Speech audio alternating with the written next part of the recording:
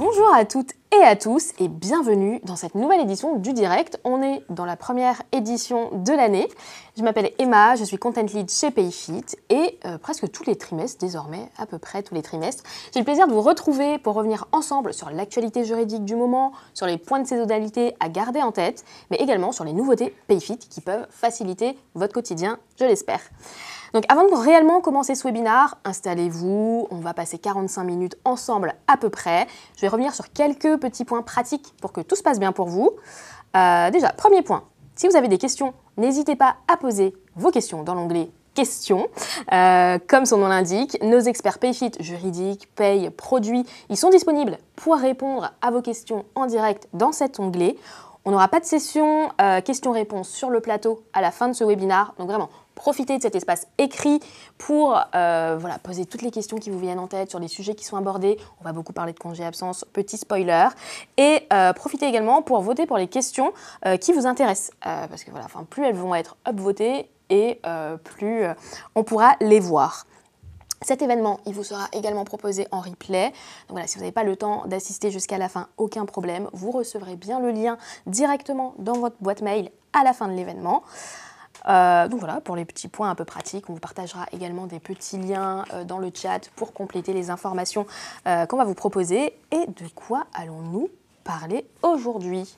On va faire un petit retour sur l'agenda de ce jour. On va parler d'actualité juridique. Pour commencer, un sujet brûlant, l'acquisition des congés payés pendant un arrêt de travail.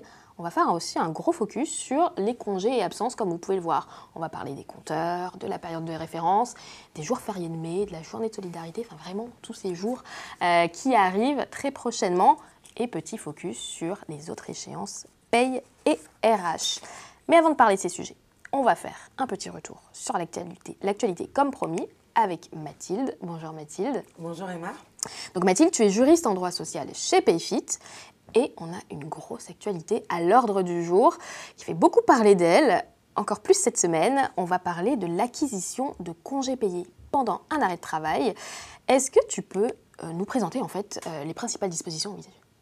Alors oui Emma, juste pour revenir dans le contexte, en septembre dernier, donc la Cour de cassation avait déjà entrepris une importante transformation dans le monde du droit social, dans la mesure où cette juridiction avait rendu plusieurs décisions concernant l'acquisition des congés payés pendant un arrêt de travail. Donc ici, Emma, toutes ces évolutions englobent tous les types d'arrêts, dont notamment la maladie ordinaire, mais également les arrêts de travail suite à un accident de travail ou maladie professionnelle. Donc le gouvernement, suite à ces décisions, avait rapidement annoncé qu'il souhaitait se conformer à ces décisions jurisprudentielles et à la position de l'Union européenne, et donc avait bien montré son intention de vouloir modifier le Code du travail sur ces sujets-là. D'un point de vue cadre législatif, donc pour mémoire Emma, donc ces modifications ont été présentées sous la forme d'un amendement qui a ensuite été intégré dans un projet de loi qu'on appelle le projet de loi d'adaptation des dispositions des droits de l'Union européenne. Et ensuite, donc le 10 avril dernier, le Parlement a adopté le projet de loi qui avait été présenté. Et donc, très récemment, cette loi a été publiée au journal officiel, donc le 23 avril 2024. Très bien. Est-ce que tu peux, s'il te plaît, revenir sur les principales modifications qui sont prévues par cette loi? Alors oui, là je te propose vraiment Emma de revenir sur les principales règles parce qu'il y en a quand même beaucoup, il y a énormément d'impact pour les entreprises et pour les employeurs. Et il subsiste encore quelques doutes d'interprétation sur certaines mesures qui a été envisagées donc, sur cette loi et sur l'application concrète. Mais dans les grandes lignes, ce qu'il faut retenir Emma, donc, c'est que cette loi vient modifier trois grands thèmes dans les règles du Code du travail. Donc, notamment, c'est l'acquisition des congés payés pendant un arrêt maladie, mais aussi l'acquisition des congés payés pendant un arrêt de travail faisant suite à un accident de travail ou une maladie professionnelle. Et également, nous allons aborder, Emma, deux nouveautés donc, qui ont été créées par la loi, avec notamment une possibilité de report et une information qui pèse sur l'employeur. Très bien. Donc, plus concrètement, ici, la loi vient prévoir plusieurs mesures concernant l'acquisition des congés payés pendant un arrêt maladie. Donc ici, il est prévu que pendant un arrêt maladie, un salarié peut acquérir 2 jours ouvrables par mois de congés payés, avec une limite maximum de 24 jours ouvrables par an. Concernant la valorisation de l'absence, ici la loi prévoit en fait une indemnisation à hauteur de 80% de la rémunération brute du salarié sur cette période concernée. Ensuite, donc, nouveauté prévue par la loi, ici, c'est qu'il existe une rétroactivité qui est offerte en fait aux salariés de pouvoir en fait formuler une demande sur les situations antérieures pouvant aller jusqu'à 2009. Donc ici, la loi prévoit également deux délais différents. Donc pour les salariés qui sont encore présents dans l'entreprise, ils bénéficient en fait d'une durée de 2 ans pour demander en fait leur congé payé sur des périodes de maladie antérieures. À l'inverse des salariés qui sont sortis aujourd'hui de l'entreprise, là ici on est sur le délai de droit commun qui est de 3 ans. Parfait. Et maintenant on va parler de l'acquisition de congés payés pendant un arrêt pour accident du travail ou maladie professionnelle. Totalement. Donc là, ici, donc la loi prévoit en fait de supprimer la limite temporelle qui existe actuellement dans le Code du travail, qui est fixée en fait à 12 mois. Donc ce qui signifie en fait concrètement qu'aujourd'hui, un salarié donc, en accident de travail et maladie professionnelle continue d'acquérir des congés payés pendant toute la durée de l'arrêt, même si celui-ci du coup excède les 12 mois. Donc là, on est vraiment sur le régime classique. Le salarié bénéficie de 2,5 jours ouvrables de congé par mois.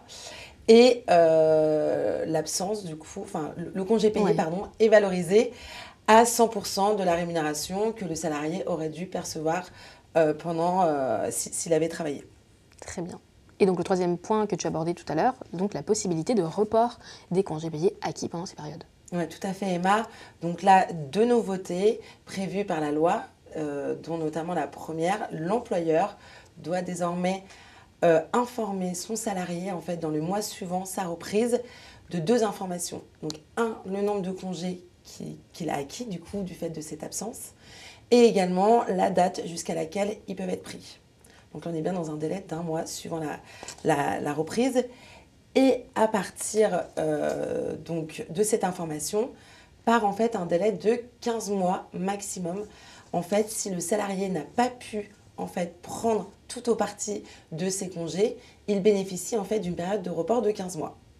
En revanche, sachez également que la rétroactivité qu'on parlait tout à l'heure sur la maladie ordinaire s'applique également sur cette possibilité de report. Très bien. Très bien. Eh bien, écoute, merci Mathilde pour toutes ces précisions. Donc, on continuera à vous tenir informés sur PayFit. Mathilde, je te retrouve tout à l'heure et on va désormais passer au focus du mois avec Jessica sur les congés et absences. À tout de suite.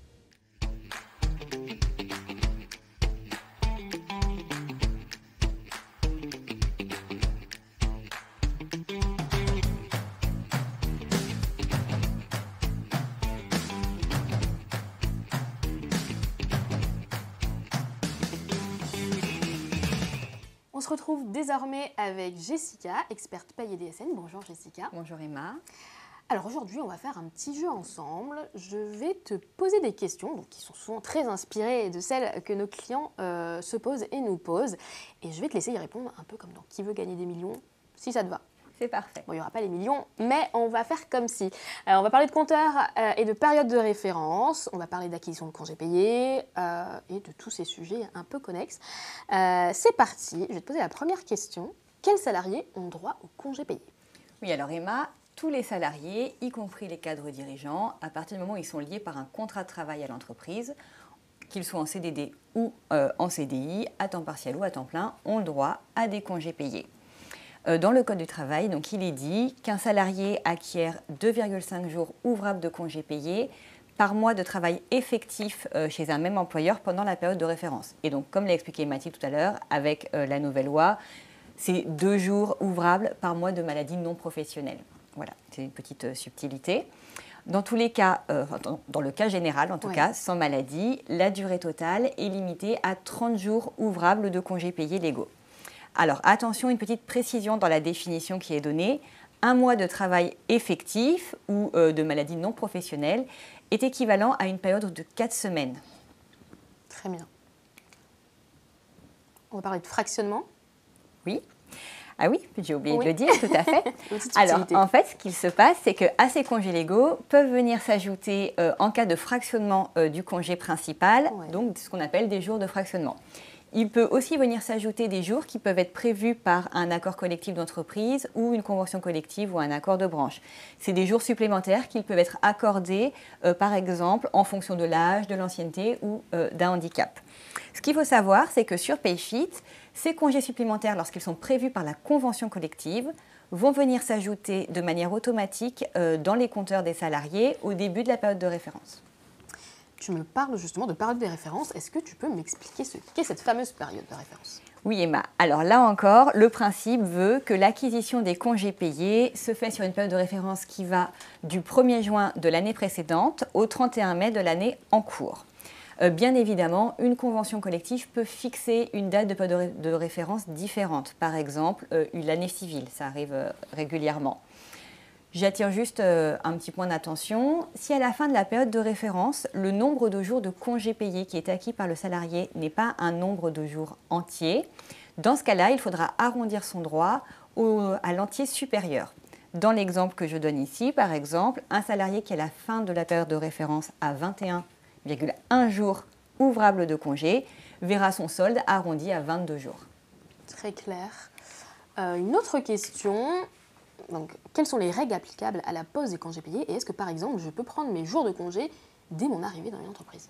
Eh bien oui, légalement, un salarié a le droit de prendre ses congés dès l'embauche, c'est-à-dire à partir du moment où il a acquéri des jours de congés payés, il peut les prendre immédiatement. Exemple, un salarié embauché en début de période de référence n'a pas à attendre la fin de celle-ci, donc le 31 mai de l'année N+1, pour prendre ses jours.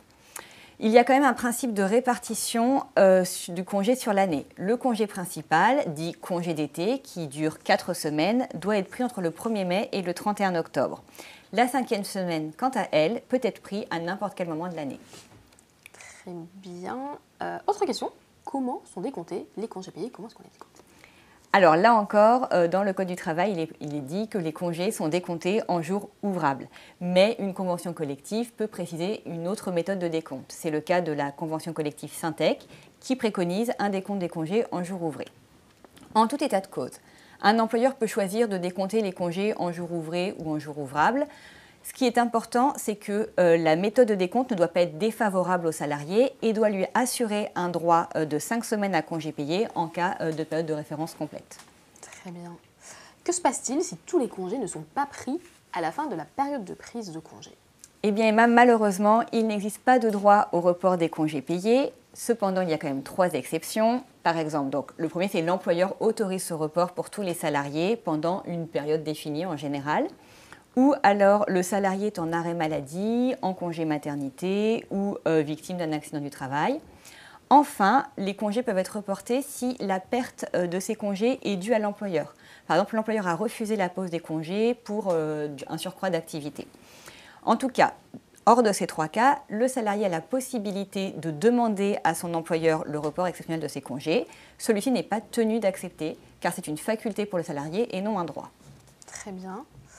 Une autre question, comment ça se passe pour décompter les congés ? Quel est l'ordre en fait de décompte des congés ? Alors évidemment, l'ordre de décompte va dépendre des congés qui sont mis en place dans l'entreprise et de la disponibilité de ces congés dans les compteurs. Cependant, on peut retenir ce principe. Les congés qui vont être décomptés en premier sont ceux dont la date de perte est la plus proche. Donc dans l'exemple qui est présenté ici, si on est dans une entreprise qui propose le report des congés à la période de référence suivante et qui a des congés supplémentaires et des congés de fractionnement, un salarié qui va prendre des congés sur l'année N verra en premier décompter ses congés de fractionnement ou ses congés supplémentaires N-1, puis ses congés légaux N-2, dans l'ordre qui est présenté ici, jusqu'aux congés payés légaux N, qui sont ceux qui ont la date de perte la plus éloignée. Très bien. D'ailleurs, vous pouvez retrouver toutes ces informations dans le centre d'aide PayFit. N'hésitez pas à le consulter. On vous enverra les articles concernés. Une autre question, comment se passe l'indemnisation des congés payés? Oui, alors Emma, il faut préciser que pendant ces congés payés, un salarié n'est pas rémunéré, il ne touche pas de salaire, mais il touche une indemnité de congés payés. Pour calculer cette indemnité de congés payés, on a deux méthodes. La première méthode est celle du maintien de salaire. Donc dans ce cas, le montant de l'indemnité est le même que celui qu'aurait touché le salarié s'il avait travaillé pendant cette période. Dans la deuxième méthode, dite la méthode du dixième, l'indemnité correspond à 1/10 de la rémunération brute du salarié sur la période de référence d'acquisition des congés, que l'on va venir proratiser en fonction du nombre de congés pris. Ce qui est important de retenir, c'est que l'employeur est tenu d'appliquer la méthode la plus favorable pour indemniser les salariés pendant leurs congés payés. Très bien. Et en pratique, comment ça se passe? Alors, en pratique, on va voir deux exemples pour essayer d'illustrer comment ça se passe. Donc, l'exemple 1, on est dans le cas d'un salarié qui, en juillet 2024, va poser des congés payés qu'il aura acquis sur la période N-1. Dans ce cas, il va être possible de comparer directement les deux méthodes, méthode du maintien et méthode du dixième, pour payer l'indemnité sur le bulletin de juillet 2024, parce que la période de référence N-1 est terminée, donc on connaît directement la rémunération brute du salarié sur cette période. Et dans ce cas, on mettra l'indemnité la plus favorable directement sur le bulletin de juillet 2024. Très bien. Et donc on va prendre un deuxième exemple. Tout à l'heure, Emma, on disait qu'un salarié pouvait par exemple poser ses congés dès qu'il les avait acquis en cas d'embauche, par exemple. Donc là, si on se place en juillet 2024, pour un salarié qui va poser des congés qu'il vient d'acquérir depuis le début de la période N, donc par exemple depuis juin 2024. Dans ce cas, on va calculer l'indemnité selon la méthode du maintien. Pourquoi est-ce qu'on fait ça? Parce que la période N, elle n'est pas finie. Donc on ne connaît pas encore la totalité du salaire brut du salarié sur cette période. Donc on ne peut pas calculer la méthode du dixième. Ce qui va se passer dans ce cas-là, c'est qu'à la fin de la période de référence N, on va venir à nouveau comparer les deux méthodes sur la totalité des congés payés N. Et s'il se trouve que c'est la méthode du dixième qui est la plus avantageuse, on va venir faire une régularisation pour le salarié en sa faveur. Et cette régularisation, elle apparaîtra sur le bulletin sous la ligne régularisation indemnité CPN. Parfait. Eh bien, écoute, merci beaucoup Jessica pour cette présentation très claire. Beaucoup de questions. Merci d'avoir répondu à toutes ces questions. Et on va tout de suite retrouver Guillaume, notre expert produit, qui va revenir donc sur les nouveautés à ne pas manquer. À tout de suite.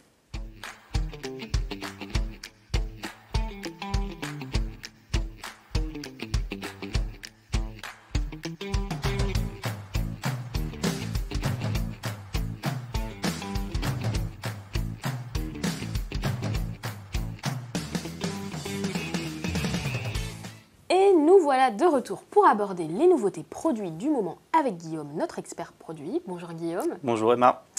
Alors Guillaume, dis-moi, il paraît qu'il y a des nouveautés sur PayFit concernant la fin de période de référence. Si tu veux bien, je vais lancer une petite vidéo, tu vas nous expliquer tout ça, et comme ça on sera tout bon. Carrément. Alors en effet, dès maintenant, on a un nouvel espace qui est disponible dans l'application pour vous préparer justement au changement de période de référence des congés payés. Donc il est disponible depuis la rubrique absence et temps de travail, puis depuis l'onglet congés et absences. En haut de cette page, on a donc maintenant un petit encart changement de période de référence des congés payés qui vous permet d'accéder au nouvel espace. Pas de souci, si vous oubliez ce chemin, vous pouvez toujours retrouver cette page grâce à la barre de recherche sur laquelle vous pourrez rechercher les mots-clés de cette page. Ensuite, sur cette page, on retrouvera donc d'abord les tâches à effectuer avec les tâches du mois et les tâches des mois à venir. Par exemple, ici, en mai, on retrouvera une tâche recommandée qui, justement, préparera le changement de période de référence et ses impacts. Et ensuite, on a donc les trois sujets qui sont abordés ici, qui sont donc les impacts du changement de période de référence.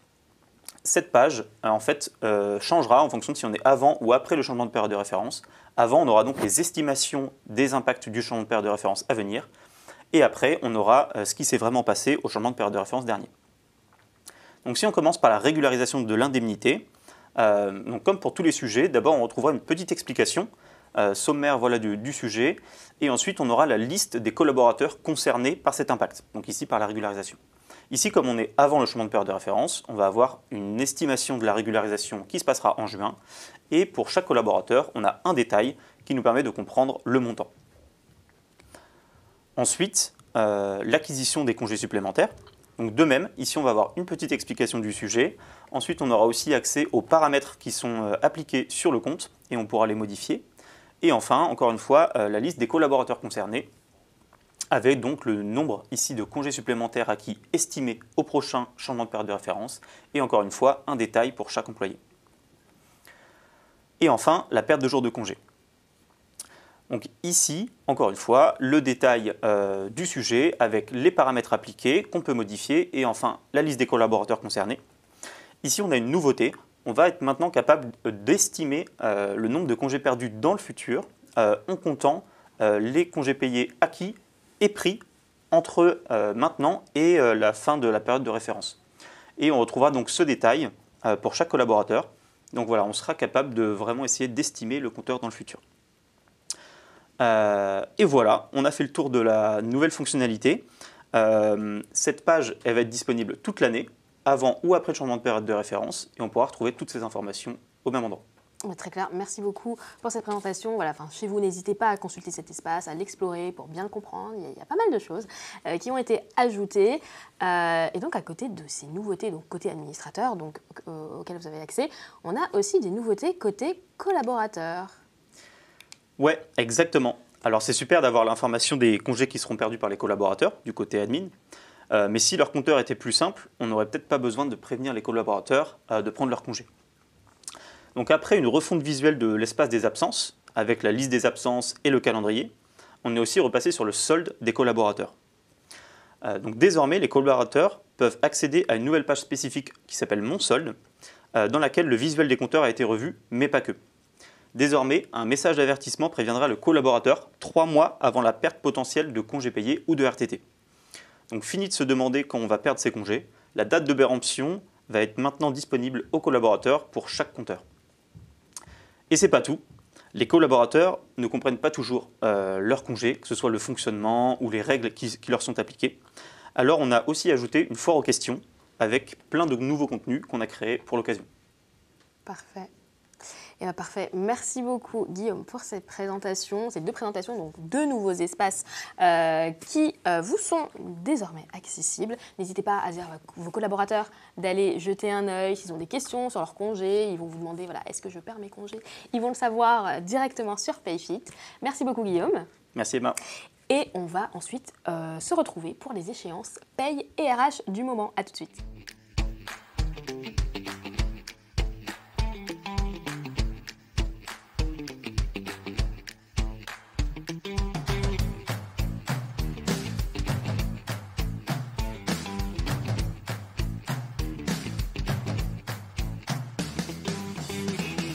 De retour pour parler des échéances paye et RH, mais tout d'abord, n'hésitez pas, si vous avez des questions sur la partie produit qui a été expliquée juste avant, à les poser dans l'onglet questions, on pourra y répondre. On va revenir tout d'abord sur les jours fériés, donc il y en a pas mal en mai. Est-ce que tu peux revenir Mathilde sur les règles juridiques essentielles autour des jours fériés, s'il te plaît? Oui, avec plaisir Emma. Donc le Code du travail prévoit une liste de jours fériés et à bien noter qu'en Alsace-Moselle, il y a 2 jours fériés supplémentaires. Très bien. Donc ici, dans le Code du travail français, on prévoit que seul le 1er mai est obligatoirement chômé. Donc comme à chaque fois, il y a des exceptions tout de même, et notamment pour certains services pour la continuité, par exemple pour les hôpitaux ou bien dans le secteur du transport. Donc, bon à savoir également, Emma, c'est que pour les autres jours, donc autres que le 1er mai, il est possible bien de prévoir le chômage des autres jours fériés. Donc cela peut émaner de différentes sources, dont notamment la convention collective nationale, ou bien un accord de branche, ou encore un accord d'entreprise, ou sous décision de l'employeur. Aussi à retenir dans les règles juridiques essentielles, c'est que les jeunes de moins de 18 ans ne peuvent pas travailler un jour férié, même si le chômage n'est pas prévu au sein de l'entreprise. Concernant le traitement du salaire, donc ici, il y a aussi 2 différences à bien retenir, Emma. Donc comme je le disais tout à l'heure, donc le 1er mai est légalement prévu comme obligatoirement chômé. Cela, en fait, signifie juridiquement que le salarié qui travaille le 1er mai doit bénéficier donc en août de sa rémunération habituelle, une indemnité qui correspond en fait au montant de ce salaire. Donc en fait, autrement dit, il est payé double. Très bien. Et concernant la deuxième règle à bien retenir sur le traitement du salaire, c'est qu'en fait, le Code du travail ne prévoit pas de majoration de salaire pour les autres jours fériés. Bien entendu, cela peut être prévu par une convention collective ou un accord de branche ou un accord d'entreprise, une majoration. Donc, il faut bien regarder quand même ces sources. Très bien. D'ailleurs, en mai, on a pas mal donc, de jours fériés, c'est pour ça qu'on en parle. Et on a typiquement le pont de mai. On en parle beaucoup. D'ailleurs, qu'est-ce qu'un pont? Alors, tout simplement, en fait, le pont signifie en fait et représente une journée, qui sera chômée et en fait qui se trouve entre un jour férié, donc légal, et un autre jour de repos hebdomadaire ou par exemple le premier jour d'un congé payé. En fait, autrement dit, sinon la journée de pont est une journée ouvrable qui est normalement travaillée, mais là, sous réserve de certaines conditions, cette journée sera chômée. Donc, sous les conditions, par exemple, cette décision peut émaner de l'employeur sous différentes formes. Donc, soit en accordant en fait une journée de repos payée à son salarié, soit en accordant une journée de congé à ses salariés, mais en prévoyant une récupération ultérieure, donc sous des règles spécifiques. Ou bien, tout simplement, l'employeur peut aussi demander à son salarié de poser un jour de congé sur cette journée-là. Vigilance toutefois, la position de la Cour de cassation est assez claire à ce sujet. L'employeur ne peut pas obliger un salarié à poser un jour de congé. Donc ici, comme tu le disais, on a plusieurs jours fériés au cours du mois de mai, mais la journée de pont est le vendredi 10 mai. Parce que donc, le mercredi 8 et le jeudi 9 sont des jours fériés prévus par le Code du travail. Et il est généralement possible dans une entreprise que le samedi soit un jour de repos hebdomadaire. Très bien. Très clair. Pour ce point, on va maintenant aborder le sujet de la journée de solidarité. Est-ce que tu peux revenir sur les règles juridiques essentielles, comme toujours, de cette journée? Alors oui, parfois cette journée aussi pose des questions de la part des employeurs.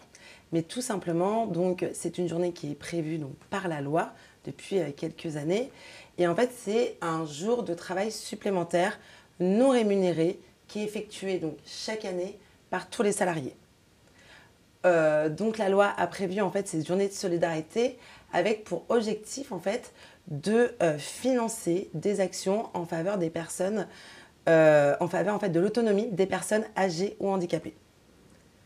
Donc concernant les modalités d'accomplissement de cette journée de solidarité, Emma, elle peut émaner de différentes sources. Donc soit par un accord de branche, soit par un accord d'entreprise, ou bien par une décision de l'employeur, sous réserve d'avoir consulté le comité social et économique si l'entreprise est dotée de cette institution. Donc en fait, généralement et concrètement, comment se réalise cette journée de solidarité? Donc, ce qui est le plus fréquent, c'est le travail d'un jour férié qui était auparavant du coup chômé au sein de l'entreprise. Attention, cela ne peut pas être le 1er mai. Et régulièrement, les entreprises choisissent en fait le lundi de Pentecôte, qui est cette année le 20 mai. Également, donc, cette journée de solidarité peut aussi se faire un jour de RTT et non pas un jour de congé payé. Ou bien, elle peut bien aussi se faire sous toute autre modalité en fait, qui permet de travailler 7 heures qui, du coup, n'étaient pas travaillées auparavant. Là, quelques cas particuliers, Emma, notamment 3. Ouais. Donc, un, c'est les salariés qui arrivent en cours d'année et qui ont déjà réalisé cette journée de solidarité chez un précédent employeur. Donc là, en fait, chez le nouvel employeur, les heures doivent être rémunérées. Concernant le deuxième cas particulier sur lequel je voulais revenir également, c'est les temps partiels. Donc là, les salariés en temps partiel doivent bien réaliser la journée de solidarité, mais au prorata en fait, de la durée prévue par leur contrat de travail. Concernant le troisième cas particulier également, à noter, c'est que les stagiaires n'ayant pas en fait, le statut de salarié au sein de l'entreprise ne doivent pas réaliser cette journée de solidarité et donc ils ne doivent pas la réaliser. Ils ne doivent pas la faire, parfait. Et ben, écoute, merci beaucoup. On a 2 autres échéances paye RH qu'on va aborder donc avec toi maintenant, Jessica. La déclaration du solde de la taxe d'apprentissage. Oui, Emma, donc c'est un sujet en plein de saisonnalité, puisque le solde de la taxe d'apprentissage, qui est dû au titre de l'exercice 2023, doit donc être déclaré et payé dans la DSN d'avril 2024, celle-ci étant exigible le 5 ou le 15 mai 2024. Depuis l'année dernière, la répartition du solde et son attribution doit être faite sur la plateforme Soltea. Et cette plateforme sera accessible aux employeurs à partir du 27 mai 2024. Juste pour rappel, sur cette plateforme, les employeurs pourront consulter le catalogue des établissements qui sont habilités à recevoir leur solde. Ils pourront identifier ceux qu'ils souhaitent soutenir. Et enfin, ils pourront déterminer la part de leur solde qu'ils souhaitent attribuer à chacun d'eux. Pour faire cela, les employeurs ont jusqu'au 4 octobre 2024 pour valider cette répartition. Si jamais il y a un doute sur les dates, le calendrier se retrouve sur la page d'accueil du site de la plateforme Soltea. Parfait. On vous enverra également le lien. Une autre déclaration à faire, la déclaration de DOETH, pardon. Oui, Emma, donc juste un petit rappel. Donc, ce qu'il faut savoir, c'est que tous les employeurs qui emploient au moins 20 salariés sont tenus d'engager des bénéficiaires de l'obligation d'emploi des travailleurs handicapés, donc OETH, dans la proportion de 6% de leur effectif d'assujettissement. Donc, pour ça, il y a 2 obligations déclaratives. Pour tous les employeurs, même s'ils ont moins de 20 salariés, tous les mois, ils doivent déclarer via la DSN leur effectif de bénéficiaires de l'OETH. Et ce qui nous intéresse particulièrement en ce moment, c'est la déclaration annuelle qui, elle, concerne juste les entreprises qui ont au moins 20 salariés. Ils doivent donc la déclarer dans la DSN d'avril 2024 au titre de l'obligation d'emploi 2023. Et cette DSN est exigible le 5 ou le 15 mai 2024. Juste un point de précision, les employeurs qui n'ont pas respecté cette obligation devront s'acquitter d'une contribution qui est aussi à calculer et à payer via la DSN d'avril 2024. Très clair. Et dernier point, la prime de vacances Syntec. Oui, alors la prime de vacances Syntec, pour rappel, elle prévoit le versement. Donc c'est une prime qui est prévue par la convention collective et qu'on doit verser à l'ensemble des salariés, dont le montant, donc pour l'ensemble des salariés, doit au moins être égal à 10% de la masse globale des indemnités congés payés. Et cette prime doit être versée entre le 1er mai et le 31 octobre de chaque année. Donc, on y arrive. Ouais. Une nouveauté cette année sur Payfit, pour les employeurs qui n'auraient pas encore paramétré le versement de cette prime, ils vont recevoir une tâche requise au mois de mai, les invitant justement à la paramétrer. Eh bien, on est à la fin de ce webinaire. Merci beaucoup à vous d'avoir assisté à cet événement. On vous envoie un petit sondage dans l'onglet sondage, donc qui est à côté de chat et de questions. Je tenais aussi, déjà à vous remercier toutes les deux, remercier Guillaume, mais aussi et surtout à remercier Jessica donc pour toutes tes participations au direct juridique pendant tous ces mois, l'année dernière, depuis un peu plus d'1 an déjà. On arrive déjà à ça. Tu quittes bientôt Payfit. Donc voilà, c'est ta dernière édition. Merci beaucoup pour tout ce que tu as fait, pour tes précisions, pour tes réponses aux questions pour un champion. Donc voilà. Et nous, on se dit à dans quelques mois. Passez de très belles vacances, de très bons jours fériés de mai et très belle journée à tous. Au revoir.